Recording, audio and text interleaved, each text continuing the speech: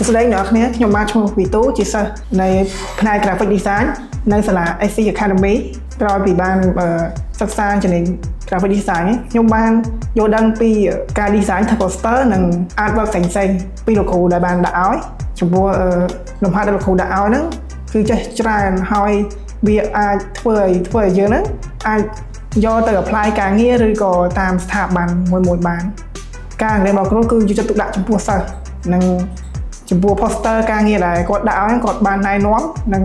ផ្ដល់ជាមតិយោបល់ល្អៗជូនដល់សិស្សទាំងអស់គ្នាក្រោយពេលបញ្ចប់វគ្គសិក្សានៅ SC Academy ខ្ញុំអាច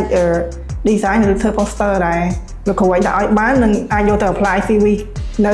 ស្ថាប័នផ្សេងៗបានខ្ញុំនឹងណែនាំអ្នកដែលស្គាល់គ្នាឬក៏មិត្តភ័ក្តិឲ្យមកសិក្សានៅ SC Academy ដោយសារនៅទីនេះសាលាមាន scholarship 100% និងលោកគ្រូអ្នកគ្រូគាត់មានបទពិសោធន៍ច្រើនឆ្នាំ